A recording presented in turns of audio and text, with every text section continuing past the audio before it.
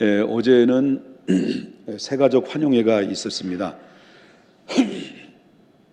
코로나 전까지만 해도 한 110명, 120명 정도 매년마다 등록 인원이 새가족분이 생기셨는데요.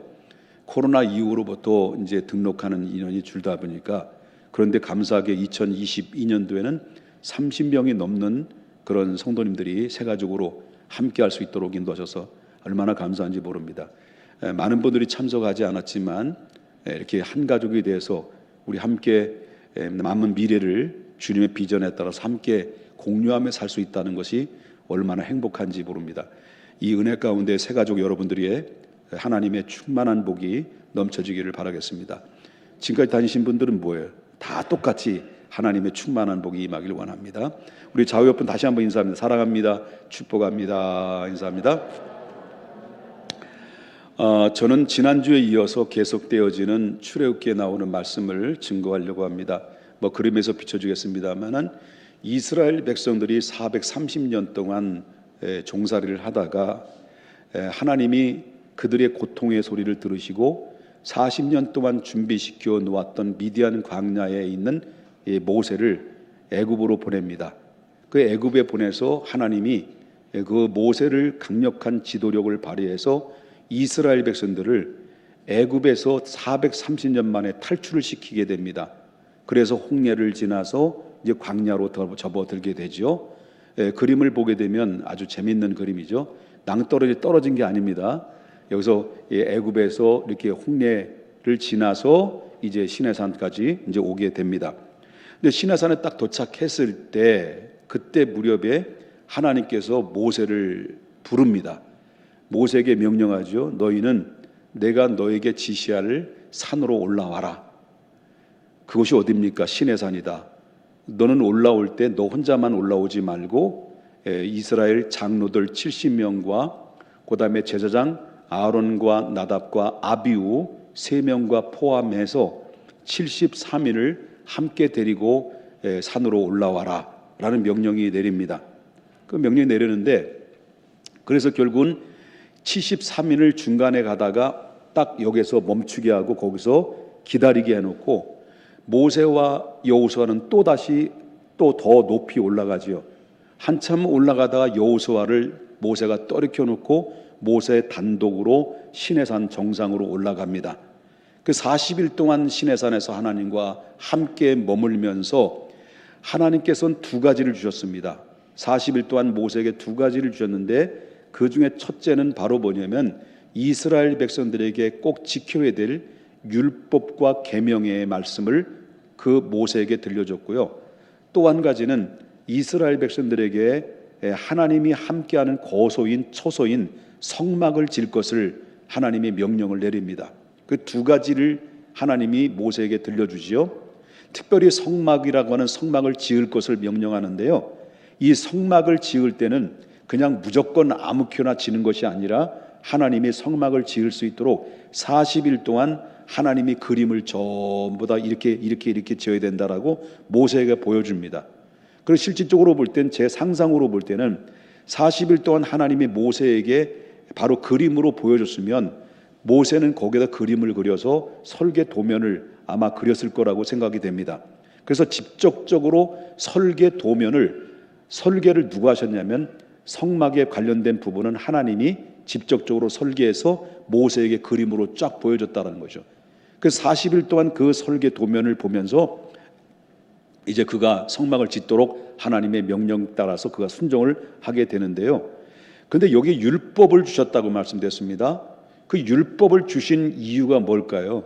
이스라엘 백성들의 꼭 지켜야 될 율법을 주셨는데 그 주신 이유는 그 율법을 통해서 올가무이로 메어서 채찍을 가하고 잘못된 것을 지적하고 이렇게 하기 위해서 율법을 주신 것이 아니라는 겁니다. 그 하나님이 이스라엘 백성들에게 율법을 주시지 않으면 그 법이 없다고 한다면 무법천지가 되겠죠. 저들은 죄를 짓게 되고 하나님이 누군지도 모르게 되고 온갖 범죄의 온상이 될 수밖에 없기 때문에 하나님께서는 율법이라는 것을 그들에게 주심으로 말미암아 그 율법을 잘 지키게 되면 하나님께서 그들에게 무엇과 무엇을 약속하셨냐면 진정한 자유와 진정한 행복을 주신다라고 하는 약속이 주어져 있는 겁니다. 그 율법을 주신 목적은 인간에게, 다시 말하면 이스라엘 백성들에게 진정한 자유와 행복을 주시기 위한 목적이었다라는 것을 우리가 보게 된다라고 하는 거죠. 그래서 이제 결국 어떻습니까? 하나님이 그들에게 율법을 들고 이스라엘 백성들에게 이 모세가 두 약속의 말씀, 두 명령의 말씀을 들고 내려오는데, 근데 이제 여기서 중간에서 기다리라고 했던 73인의 장로들과 그 다음에 제사장들은 어디가 있은 겁니까? 거기서 기다렸을까요? 내려가서 자빠졌을까요? 바로 거기서 기다리지 못하고 40일 동안 머무는 동안 이 73인의 장로들과 제사장은 그 사이에 기다리지 못하고 백성들의 선동에 의해서 그냥 쭈르륵 내려갔습니다. 그래서 시내산 밑으로 내려가 가지고 그들은 무슨 짓거리를 했을까요? 바로 백성들의 금을 다 모아 가지고 하나님이 안 내려오니까, 다시 말하면 모세가 안 내려오니까, 기다려도 안 내려오니까 기다려 참지 못해 가지고 바로 이 백성들은 아론 제사장을 선동을 시켜 가지고 바로 금을 전부 다 모아요. 모아서 뭘 부었어요? 불에다 구워 가지고 조각을 만들었는데 그 조각품이 무엇일까요? 송아지 금신상이었습니다.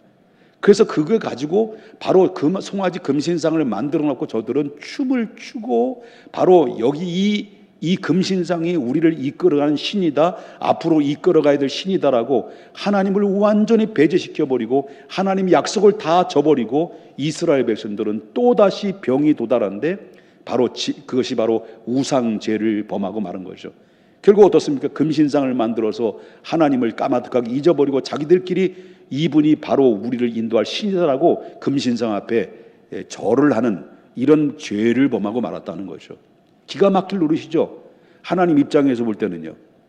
그들에게 법을 주셨습니다마는 그들은 법을 지키지 못했다라는 거죠. 바로 이들은 시내산의 율법을 가져오기도 전에 이미 그들은 하나님과의 약속을 파괴시켰어요. 그래서 여러분 알다시피 이 과거에 출애굽기의 말씀을 설교를 들었듯이 이전에 이스라엘 백성들과 하나님과 계약이 맺은 적이 있잖아요. 바로 짐승을 잡아서 바로 양쪽으로 가르고 그 사이에 지나가게 함으로 말미암아 하나님과 이스라엘 백성과의 계약을 이야기했다는 거예요. 나는 너의 백성이 되고 너는 나의 하나님이 될 것이다. 다시 너의 하나님이 될 것이고 너는 내 백성이 될 것이다 라고 하는 계약을 했는데, 이 계약을 바로 이스라엘 백성들이 일방적으로 이 73인의 중심을 통해서 이스라엘 백성들이 바로 죄를 범죄하고 말았다는 거죠. 법을 주셨으나 법을 지키지 못할 때는 어떤 일이 벌어집니까? 계약이 더 이상 실효 가능성이 없게 되게 되죠. 파기될 수밖에 없는 거죠. 그런 계약을 일방적으로 파기한 자들에게 뭐가 부여야 됩니까? 책임이 부여되는 거죠. 이 책임이 부여되면 반드시 어떻습니까? 그 책임에 따라서 결과가 나타나는데, 하나님은 뭐라고 보냐면 그것이 심판이고 그것이 죽음이라는 것을 하나님이 명확하게 계약 체결을 통해서 이루어진 말씀이라고 볼 수 있는 거죠. 그런데 이 책임을 바로 이스라엘 백성들이 하나님과의 계약을 깨트려 버리고 우상 숭배에 빠져들다 보니까 그 책임을 물어야 되는데, 하나님 어떤 분입니까? 공의로우신 하나님이라는 겁니다. 공의로우신 하나님 입장에서 볼 때는 그 책임을 물어야 마땅한데, 그 책임을 묻지 않으시고 그 계약을 계속해서 유지할 수 있는 대안으로 마련해 주신 것이 또 하나가 있었다는 거예요. 죽어 마땅한 죄인이지만 계약을 체결하지 못하고 계약 속에서 어긴 이스라엘 백성들의 심판과 저주와 죽음을 맞이할 수밖에 없는 이 이스라엘 백성들을 그냥 심판하지 않고 계속 유보하고 계속 계약을 유지한 상태 속에서 새로운 대안으로 마련해 주신 것이, 그것이 뭐냐면 그게 성막이라는 거예요. 성막을 통해서 하나님이 기회를 다시 주셨다라고 하는 것입니다. 이것은 바로 하나님의 사랑이 그 안에서 배어 있는 거라는 겁니다.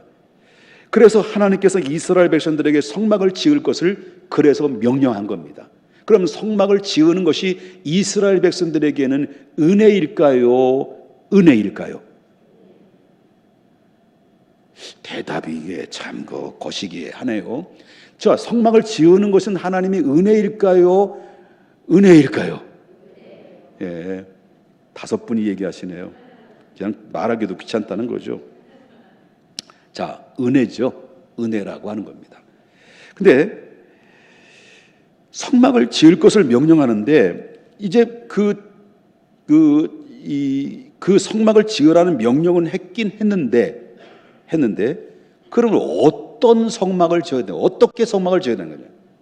성막을 어떤 성막을 지어야 되느냐라고 그럴 때, 자, 25장 8절 보겠습니다. 어떻게 지는지.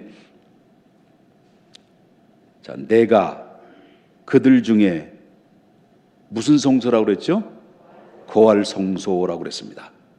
내가 그들 중에 거할 성소라고 하는 말씀은 내가 너희들과 함께할 처소를 얘기하고 있습니다. 그러면 내가 너희들과 함께할 처소라고 말하는데, 여러분 우리가 사랑이라는 말을 많이 듣죠. 사랑한다는 말을 많이 듣기도 하고 사랑한다는 말도 많이 하고, 그리고 또 우리가 일상적인 삶 속에서 사랑이라는 이야기를 많이 듣습니다. 사랑이 무엇입니까? 사랑은 난 너를 사랑한다. 그냥 사랑이라는 말은 말로만 한다고 해서 사랑은 아니라는 거죠. 사랑이 뭐냐고 물으신다면 눈물의 씨앗이라고 말하겠어요. 어느 날 당신이 나를 버리지는 않겠지만 서로가 헤어지면 서로가 괴로워서 울 테미거요. 이게 사랑이라는 거예요. 세상에서 말하는 이 사랑은 괴롭다는 거예요. 배신하고 버리고 이런 게 괴롭다는 거예요. 버림받고 상처받고 이런 것이 바로 세상에서 말하는 사랑이라고 말을 할 수가 있다는. 그러면 그 사랑은 괴로워한다는 거예요. 근데 사랑은 과연 이것으로 끝나는 것이냐라고 하는 겁니다. 근데 하나님의 사랑은 그렇지 않다라는 거예요. 하나님의 사랑은 그런 게 아니다는 거예요. 비록 너희들이 나와 맺은 계약을 일방적으로 파기를 했지만, 너희들은 죄인이지만 그렇다고 해서 내가 너희를 버리거나 내가 너희를 떠나지는 않겠다 이거예요. 떠나지 않겠다. 내가 너희와 항상 함께 하겠다라고 하는 것입니다. 이것이 바로 어떤 사랑입니까? 하나님에 대한 최고의 사랑이라는 거예요. 최고의 사랑. 여러분 히브리어로 보면 사랑이라는 말이 많이 나오죠. 사랑 그러면 I love you 이러잖아요. 그건 단순히 사랑이라는 말의 단순히 히브리어는 그 사랑이라는 말이 단순한 사랑을 의미하는 것이 아니라 내가 너와 함께 한다는 거예요. 여러분 성경에는 내가 너를 사랑한다는 말씀이 많이 있어요. 사랑이라는 말씀들이 많이 나옵니다. 그런데 여러분 알다시피 여러분 20일 다니엘 기도회를 통해서 간증의 주인공들을 쭉 나오시면 공통적인 고백들이 있잖아요. 하나님이 나를 사랑한다는 말을 많이 들었다는 거예요. 하나님이 나를 사랑한다는 주의 음성을 들음으로 말미암아 내 삶의 터닝 포인트가 됐다는 거예요. 그래서 나는 삶이 바뀌어졌다. 그 하나님의 사랑의 음성을 듣고 내 인생이 이렇게 180도로 달라져서 화가 변하여 복 있는 사람이 됐다라는 분들이 바로 이 다니엘 기도 22일 동안 간증한 주인공들이 대부분 공통적인 고백들이 담겨져 있습니다. 물론 그 말씀이 또 맞습니다.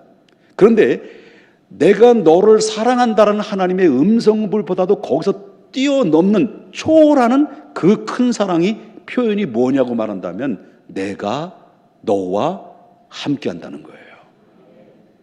이보다 큰 사랑의 표현은 없다라고 하는 것입니다. 그렇기 때문에 대표적으로 우리가 볼 때는 그 사랑을 뭘로 표현하냐면, 여러분 알다시피 모세가 지도자로서 이스라엘 이끌고 하나님 앞에 부름받은 다음에 모세를 대신해서 지도자로서 이 가나안 땅까지 이끌어간 지도자가 누굴까요? 여호수아죠. 여호수아가 모세가 죽고 대신 여호수아가 이스라엘 백성을 이끌고 가는 지도자가 됐단 말이에요.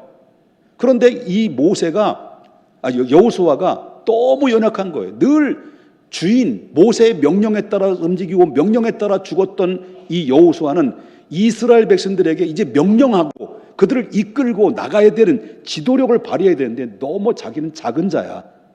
너무 부족한 거예요. 그 하나님 앞에 부름 받았지만 주춤하고 뒤로 물러서고 소심하고 이렇게 연약하게 짝이 없는 이 여호수아에게 하나님이 나타나신 거예요. 그리고 하나님이 직접적으로 여호수아에게 음성을 내려주셔요. 그것이 바로 여호수아서 1장 9절에 나오는 말씀인데요. 여호수아에게 하나님이 뭐라고 이야기합니까? 자, 보겠습니다. 내가 내게 명령한 것이 아니냐? 강하고 담대하라. 두려워하지 말며 놀라지 마라. 그 다음에 뭐라고 합니까? 내가 어디로 가든지 내 하나님 여호와가 어떻게 한다는 거예요? 너와 함께 하시느니라.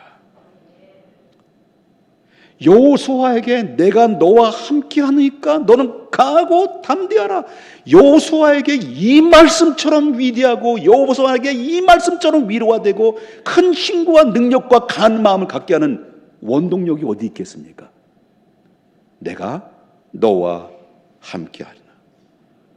이 말씀은 그때 당대에 주신 말씀만이 아닙니다. 주는 그리스도시요 살아계신 하나님의 아들입니다라고 고백한 저와 여러분에게도 동일하게 하나님은 떠나지 않고 내가 너와 함께 하리라. 세상 끝날까지 내가 너희를 고아처럼 버리지 아니하고 내가 너희와 함께 하겠다는 약속의 말씀은 그때 주신 말씀과 오늘 우리에게 주신 말씀과는 동일한 말씀으로 적용된다는 사실을 믿으셔야 될 줄 믿습니다. 그러니까 낙심하지 말자는 거예요. 절망하지 말자는 거예요. 어떤 상황 가운데서도 나는 외롭고 쓸쓸하도 다 외면당하도 다 내 곁을 떠나도 하나님은 나와 함께 하신다는 사실을 확고하게 믿으면 다시 일어나게 되는 겁니다. 다시 회복되게 되는 것입니다. 다시 승리하게 되는 것입니다. 왜냐하면 하나님은 살아계신 전지전능하신 하나님이시기 때문이었습니다. 여러분, 이런 이스라엘 백성들이 끝까지 책임지겠다라고 하시는 그 증거가 뭐냐? 그냥 내가 너희와 함께 하겠다라고 하는 이 말씀만, 단순히 말씀만 하신 것이냐? 아니라는 거예요. 내가 너희와 함께 하겠다, 끝까지 책임지겠다라고 하는 그 증거로 우리에게 보여준 것이 바로 뭐냐면 성막이라는 겁니다. 앞으로 성막에 대해서 여러분 배우게 될 것인데요. 이 성막을 통해서 하나님이 우리에게 눈으로 직접 보게 하시고 만지게 하시고 또 경험할 수 있도록 하나님이 성막을 우리에게 주셨다는 거죠. 그래서 성막은 내가 너희와 함께 한다라고 하는 구체적인 증거물이 성막이라고 하는 것을 우리가 보여주는데요. 성막 속에서 나타나는 그 성경적인 의미와 그 앞으로 미래 구속사적인 그 의미가 전부 다 어디에 집약되어 있냐면 예수 그리스도에게 집약됐다는 것을 여러분 설교의 말씀을 통해서 앞으로 배우게 될 것입니다. 그렇다면 성막은 누가 설계했느냐? 미리 서두부터 제가 말씀드렸습니다만 성막은 누가 설계했을까요? 40일 동안 하나님이 모세에게 뭘 보여줬을까라고 하는 겁니다. 자, 9절 보겠습니다. 무릇 내가 내게 보이는 모양대로 장막을 짓고 기구들도 그 모양을 따라 지을지니라. 이 말씀은 누구에게 주신 말씀이에요? 누가 누구에게 주신 말씀일까요? 하나님이 모세에게 주신 말씀이에요. 모세는 이 말씀을 듣고 이스라엘 백성들에게 가서 이 말씀을 전하고 구체적으로 실천해야 될 말씀인데, 내가 내게 보이는 모양대로 라고 하는 말씀이 무엇입니까? 그 말씀이 뭘까요? 모세가 며칠 동안 시내산에 있었어요? 이제 미리 다 얘기했네. 난 왜 그런지 모르겠어요. 난 말이 급해가지고요. 성질도 급합니다. 자, 모세가 시내산에서 며칠 동안 있었어요? 40일 동안 있었어요. 자, 40일 동안 머물면서 하나님의 율법을 주셨다고 그랬잖아요. 또 성막을 지라고 명령했잖아요. 성막을 무조건 지라고 말하신 것이 아니라 40일 동안 시내산에서 모세에게 그림을 보여주신 그 그림의 모양대로, 내가 너에게 40일 동안 그림으로 쫙 보여준 그 모양대로 바로 뭐냐면 그 장막과 기구들을 지으라는 얘기예요. 그렇다면 성막의 설계자는 누구예요? 여호와 하나님이시죠. 설계하신 그 성막에는 몇 가지 구체적인 특징이 있는데요. 그 특징 중에 첫 번째가 바로 뭐냐면 그 이스라엘 백성들이 살고 있는 그 천막과 거의 비슷한 성격을 가지고 있다라고 하는 겁니다. 여러분, 그 시대에는 이스라엘 백성들은 애굽 땅에서 빠져나올 때 뭘 들고 왔냐면 장막을 들고, 장막, 그 텐트를 들고 왔다는 거예요. 전부 다 텐트를 들고 왔는데 그 장막은 곧 텐트인데 하나님이 명하신 그 성막은 그 시대의 사람들이, 거주자들이 살고 있는 그 형태하고 같은 성격을 띠고 있는 그런 그 성질을 가지고 있다라고 하는 것입니다. 그러니까 너희들이 함께 있으면 너희가 거하는 장막이고, 바로 내가 거하는 곳은 뭐냐? 성막이다는 거예요. 그러면 성막은 하나님이 거하시는 거룩한 처소다라는 의미를 가지고 있습니다. 그래서 너희들이 장막 속에 거하는 것처럼 나도 성막 속에 거하는 거룩한 처소를 너희가 만들어라. 그래 너희와 함께, 내가 너와 함께 한다는 것을 너희들이 눈으로 보게 되고 체험하게 될 것이다라는 그런 말씀을 하고 있다라는 거죠. 그럴 땐 그 시대의 백성들이 거주지와 같은 모양을 가지고 성막을 지라는 얘기죠. 너의 집도 나의 집도 너희들이 사는 집과 같은 모양으로 지라. 그 이유가 뭡니까? 함께 한다는 표현의 의미가 다 들어있다는 것이고요. 두 번째 특징은요, 성막을 백성들의 모든 장막 한가운데 하나님이 짓도록 했다. 먼저 성막을 어떻게 하나님이 설계하셨는지 먼저 그림을 한번 보겠습니다. 성막은 이렇게 졌다. 자, 보십시다. 보셨죠? 하나님이 설계 도면을 보여주시고 요렇코럼 지라고 말씀하신 겁니다.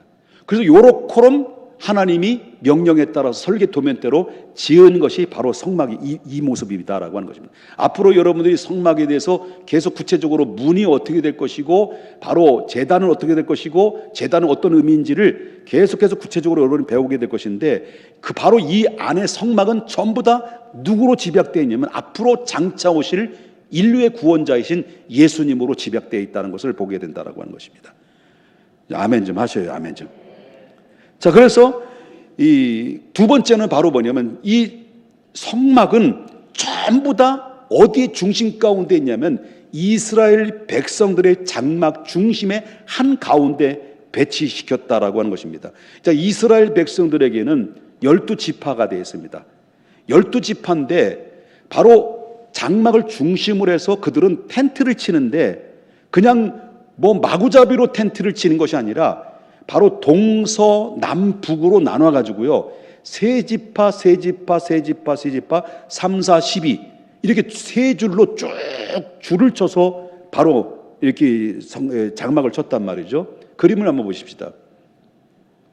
자, 이게 하나님의 정 가운데는 뭐가 있어요?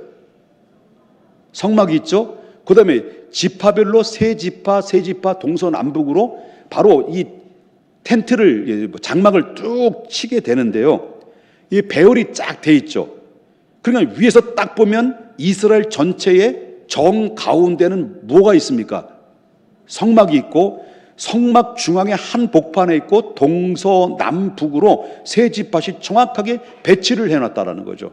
그리고 그 백성들의 텐트의 입구, 나오는 입구는 전부 다 일제히 어디를 향하냐면 성막을 향하도록 되어 있습니다. 성막을 향해 되어 있습니다. 모든 백성이 어디를 보고 있는가 나올 때 성막을 바라보도록 이렇게 진을 쳤다라는 거죠. 그 이유는 바로 뭡니까? 그 이유는 뭐냐? 너희 눈으로 똑똑히 봐라. 내가 너희들 가운데 있다라는 것을 보여주는 겁니다.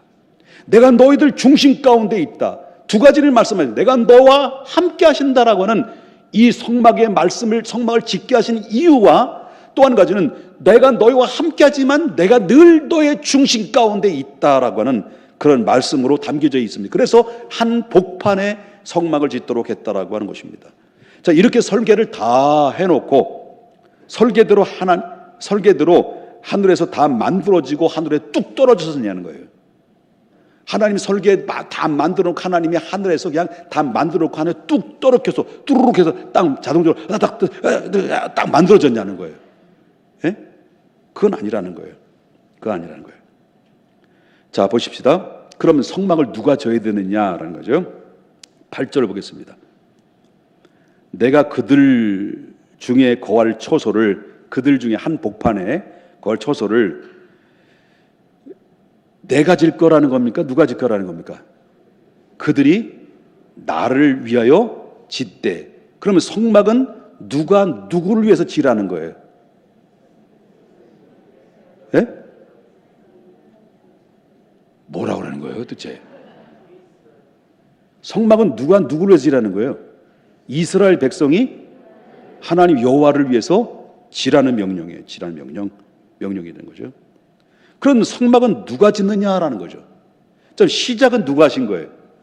하나님이 하시고. 그러면 완성은 누가 하셔야 되는 거예요? 완성은 누가 하셔야 돼요?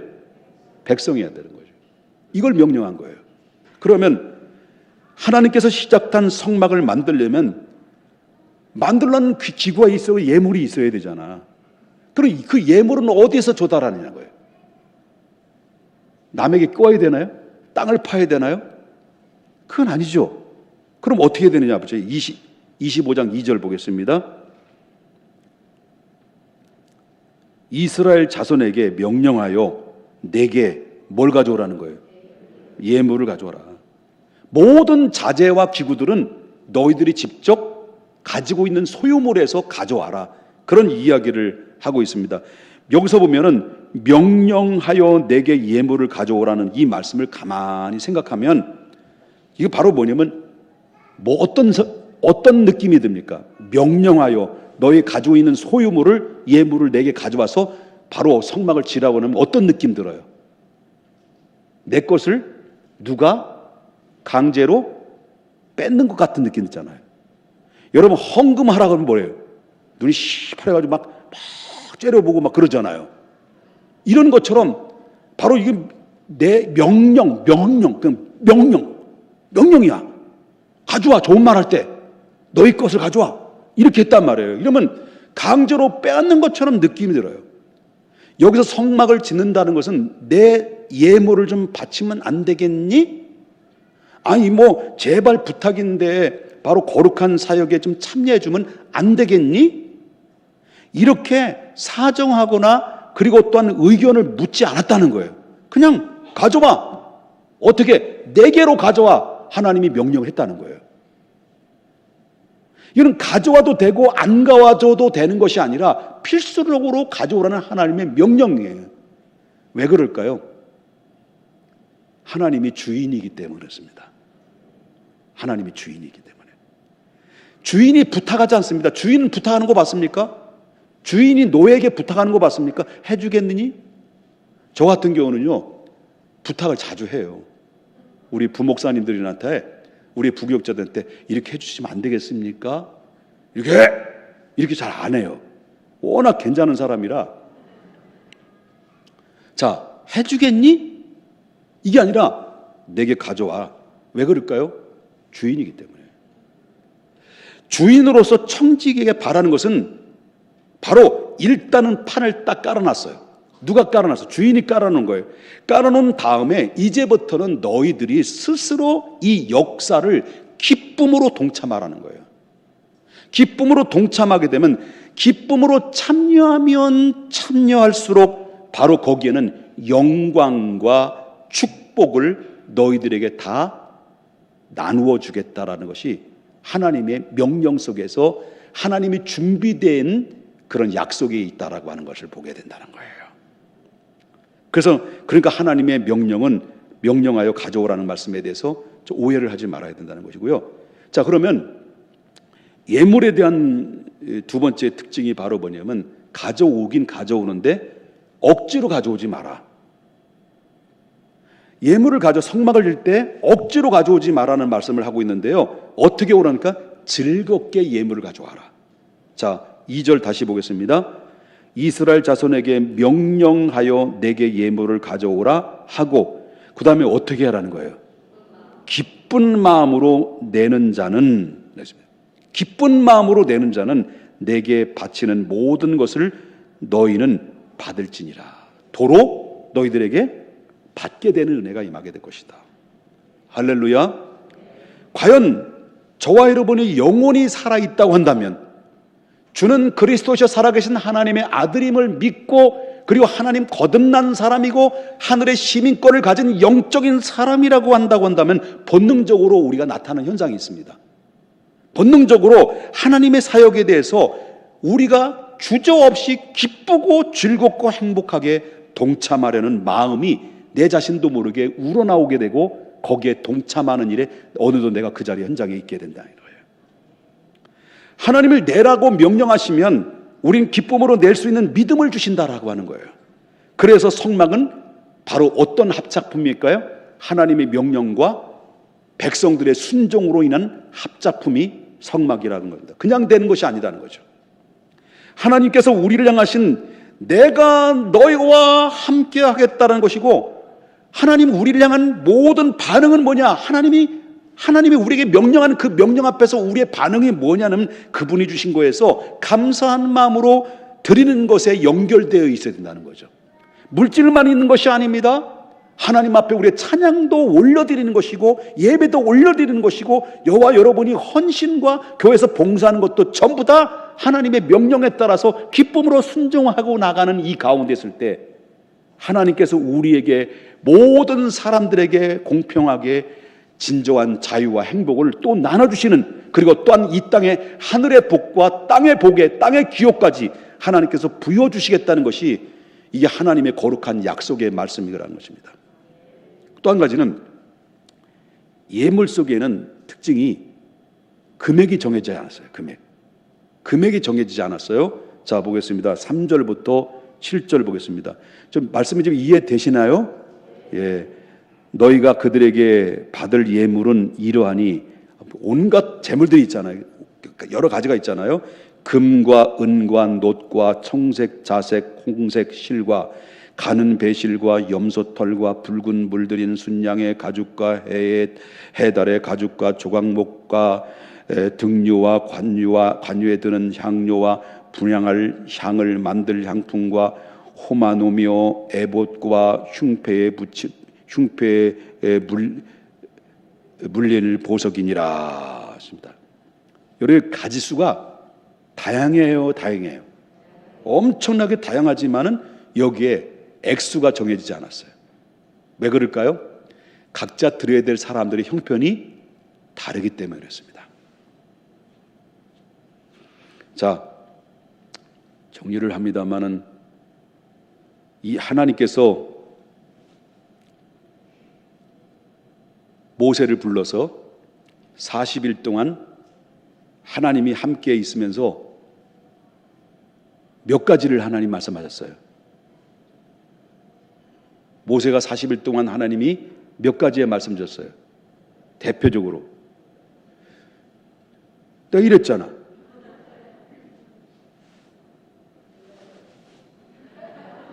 몇 가지? 2가지.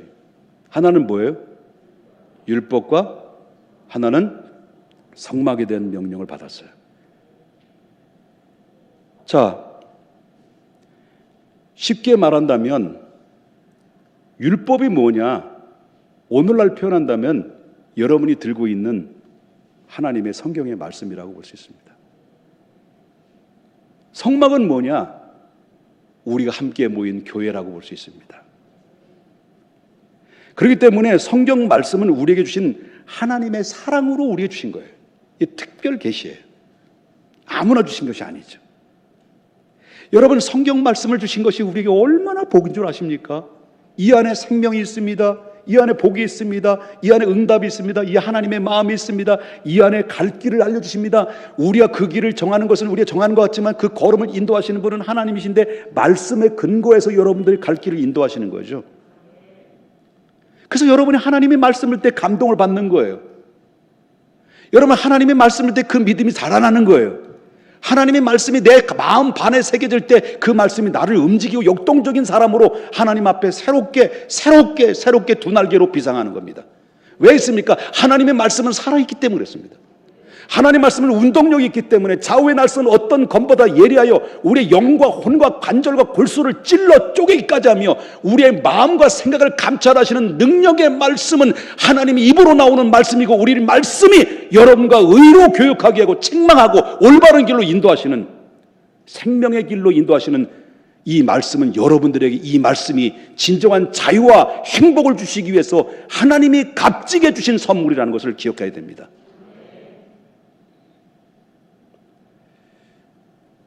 그런데 물어보겠습니다.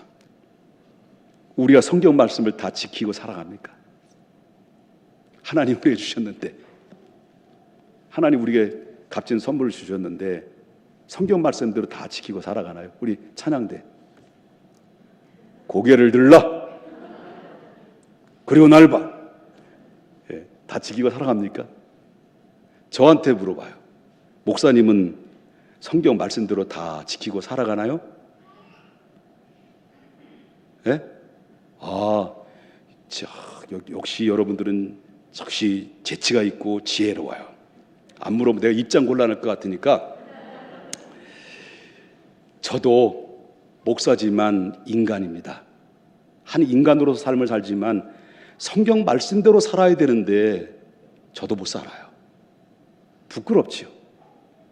그렇다면 어떻게 해야 됩니까? 지키지 못하는 이것은 우리가 하나님과 우리 하나님 백성과의 계약이 파기된 거 아니냐. 바로 계약적인 입장에서 볼 때는 우리는 반드시 벌받아야 되고 심판받아야 마땅한 죄인인데 불구하고, 그런데 바로 뭐냐면 그때 당시에 성막은 뭘 의미할까요? 성막은 오늘날 교회를 말할 수 있습니다. 그래서 우리가 이 말씀을 지키지 못하는 것으로 우리가 끝나는 것이 아니라 교회에 와서 우리가 참회의 시간을 통해서 회개하고 그리스도의 피로 용서를 받는 것이 성막 같은 이 교회라는 창구로 우리에게 주신 선물이에요. 그리고 하나님의 말씀을 다시 들어요.